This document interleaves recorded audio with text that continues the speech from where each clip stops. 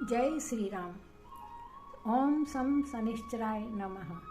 आओ ज्योतिष सीखें भाग 25 में मैं शनिदेव के परिस्थितियों के बारे में चर्चा कर रही हूँ।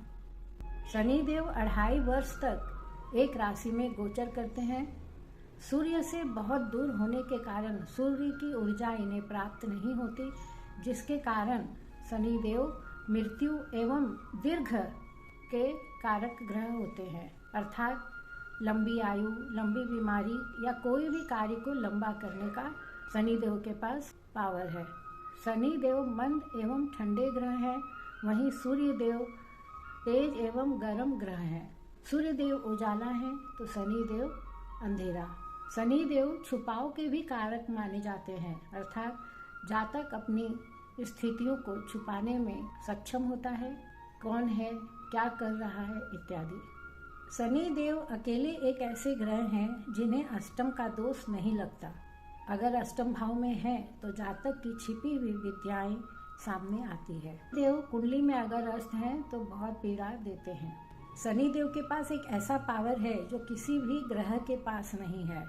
शनि की 7.5 या ढैया 7.5 के दौरान शनिदेव जातक को जातक के पिछले किए हुए कर्मों अनुसार फल देते हैं। अगर वह शुभ कर्म किया है तो शुभ फल मिलेगा, अशुभ कर्म किया है तो अशुभ फल मिलेगा। इसलिए शनिदेव को न्यायाधीश, न्यायकर्ता, कर्म फलदाता, क्रूर एवं पापी ग्रह कहा गया है। शनिदेव को दुख देने वाला ग्रह कहा गया है, पर शनिदेव उतने अशुभ ग्रह नहीं होते, बहुत बार बहुत अच्छा फल भी देते हैं। मोक्ष देने वाले ग्रह हैं। सूर्य, चंद्र, मंगल और गुरु शनि के शत्रु ग्रह होते हैं एवं बुध और शुक्र शनि के मित्र ग्रह होते हैं।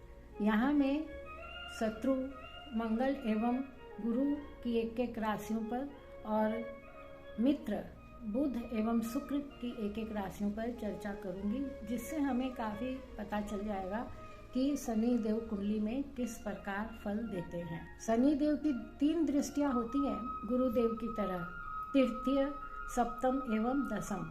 न्याय करता है, सब तरफ निगाह रखते हैं कि कहीं कुछ गलत तो नहीं हो रहा। शनिदेव के लिए कहा गया है वो जहाँ बैठेंगे, जहाँ देखेंगे, वहाँ उस भाव के फलों को वृद्धि प्राप्त करेंगे। इसलिए हम जब इनके मंदिर में जाते हैं तो कहा जाता है कि शनिदेव को पैरों की तरफ देखना चाहिए, उनसे नजर नहीं मिलाना चाहिए। इसके पीछे कहानी है, फिर कभी। मंगल ग्रह की राशि वृश्चिक लग्न कुंडली में शनिदेव तृतीय भाव पराक्रम एवं चतुर्थ भाव सुख के मालिक होकर षष्ठम भाव में रोग रिपु ऋण में नीच के बैठे हैं। षष्ठ भाव में कारक ग्रह होते हैं तो कुछ शुभ फल देंगे। वृश्चिक लग्न कुंडली में शनिदेव पारिवारिक शत्रुता खत्म कर देते हैं और नौकरी में भी सफलता मिलती है। तीसरी दृष्टि अष्टम भाव पर पड़ती है, जातक इधर उधर भटकता है और परेशान होता है। सप्तम दृष्टि व्यय भाव पर पड़ने से अपनी चालाकी के कारण ही धोखा खा जाते हैं। और दशम दृष्टि पराक्रम भाव खुद की राशि पर पड़ती है, पर भाई बहन क्या कर रहे हैं उन्हें पता नहीं चलता। यात्रा एवं विचारों में भटक जाते हैं, कहीं का कहीं पहुंच जाते हैं। शत्रु गुरु की मीन राशि में एकादश भाव लाभ एवं द्वादश भाव व्यय के मालिक होकर धन भाव द्वितीय में नीच के होकर बैठे हैं। जातक को पता ही नहीं रहता कि कहाँ पैसा खर्च हुआ, कहाँ से पैसा आया, अर्थात कोई हिसाब किताब उसके पास नहीं होता। तृतीय दृष्टि चतुर्थ भाव सुख भाव पर पड़ती है। भूमि, गाड़ी इत्यादि में इधर उधर का खर्च हो जाता है। अपने ही सुख की चिंता करते हैं, जिससे माता से भी अनबन रहता है। दूसरों की थाली में घी ज़्यादा नजर आता है, जिसके कारण जातक हमेशा परेशान रहता है कि उसके पास तो कुछ नहीं है।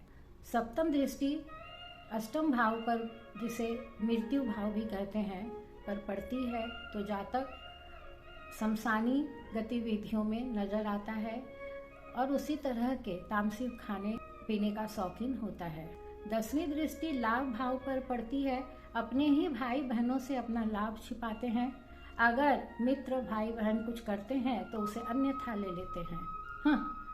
ऐसा होता है क्या? मित्र शुक्र की राशियां वृषभ एवं तुला में अति योग कारक ग्रह होते हैं। तुला लग्न कुंडली में केंद्र चतुर्थ सुख भाव के एवं मूल त्रिकोण पंचम संतान भाव के स्वामी होकर सप्तम भाव दाम्पत्य भाव में नीच के होकर बैठे हैं। जातक अपने आप को ही क्षुद्र समझने लगता है, एक हीन भावना से ग्रस्त रहता है, जिसके कारण जीवन साथी के साथ अलगाव की स्थिति उत्पन्न हो जाती है। तीसरी दृष्टि नवम भाव धर्म भाव पर पड़ती है। पुराने रीति रिवाजों मर्यादाओं को नहीं मानता है, जिसके कारण पिता से अनबन रहती है। सप्तम दृष्टि लग्न भाव पर पड़ने से जातक का चेहरा मलिन होता है और समय से पहले ही वृद्ध दिखने लगते हैं। दसम दृष्टि अपने ही भाव सुख भाव पर पड़ने से अपने ही घर में अशांति पैदा करते हैं। माता या माता तुल्य महिलाओं से मतभेद कर लेते हैं एवं महिलाओं में प्रजनन क्षमता कम पाई जाती है। मित्र बुध के मिथुन एवं कन्या लग्न कुंडली में भी योग कारक ग्रह होते हैं, क्योंकि मूल त्रिकोण पंचम एवं मूल त्रिकोण नवम राशि के मालिक होते हैं। मिथुन लग्न कुंडली में अष्टम आयु भाव एवं मूल त्रिकोण नवम भाव भाग्य भाव के मालिक होकर लाभ भाव एकादश में बैठे हैं। यहाँ जातक वैज्ञानिक बन सकता है, समाज सेवा में मन लगता है, पुराने मकानों इत्यादि में खर्चा करेंगे। यहाँ पर जातक के पास 2 मकान भी देखे गए हैं। तीसरी दृष्टि लाभ भाव से लग्न पर पड़ेगी। जातक के आत्मविश्वास में कमी आएगी, निर्णय लेने की क्षमता में कमी आएगी। सातवीं दृष्टि पुत्र भाव पर पंचम पर पड़ेगी लाभ भाव से, तो पुत्र द्वारा कुछ शुभ फल प्राप्त हो सकते हैं, कुछ आमदनी भी हो सकती है। धर्म कर्म में भी मन लगेगा। दसम दृष्टि अपनी ही राशि मकर के 8वें भाव पर पड़ेगी। यहाँ पर आयु की वृद्धि तो करेंगे, पर पुश्तैनी मकान इत्यादि में मतभेद होगा। गुप्त विद्याओं का ज्ञान अर्जित करेंगे। शनिदेव मंगल की राशि मेष में ही नीच के क्यों होते हैं?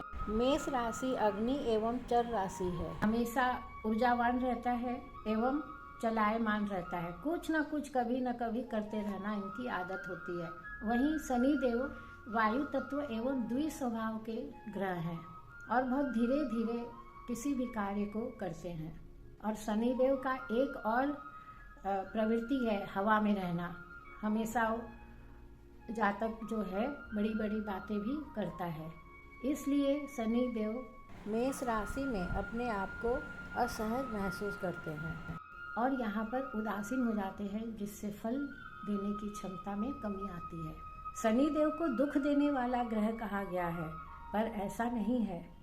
किसी भी राशि कुंडली में अगर शनिदेव नीच अवस्था में है, उस कुंडली का लग्नेश अगर पूरे बलाबल के साथ है और शनि के साथ किसी भी तरह का युति से, दृष्टि से, राशि परिवर्तन से, दृष्टि परिवर्तन से अगर संबंध बनाता है, तो उसी कुंडली के वो बहुत योग कारक ग्रह हो जाते हैं। अगर वक्री अवस्था में है तो भी वो कारक ग्रह हो जाते हैं। शनिदेव 20 डिग्री के परम नीच के होते हैं मेष राशि में। अगर 20 डिग्री से ऊपर हुए तो वो शुभ फल देने वाले हो जाते हैं। शनिदेव के अशुभ लक्षण जातक में कैसे देखें? अगर घर में अधिक चींटियां निकलने लग जाती है या घर में सीलन दरार पड़ने लग जाती है, तो शनिदेव जातक की कुंडली में कमजोर है या पीड़ित है। जातक की मानसिक स्थिति भी अच्छी नहीं रहती। शनिदेव को खुश करने के लिए या उनका बल बढ़ाने के लिए काले घोड़े की नाल घर के बाहर भी लोग उल्टा करके लगाते हैं या उसकी अंगूठी बनाकर हाथ के बीच की उंगली में पहने। शनिदेव के बीज मंत्र ओम प्रांग प्रिंग प्रोंग सह शनिश्चराय नमः का जाप करें। हनुमान चालीसा का पाठ करें।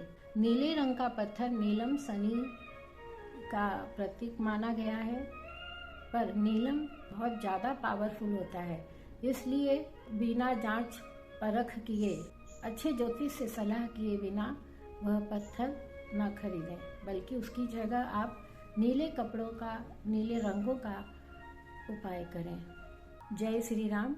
शनि देव आपका मंगल करें।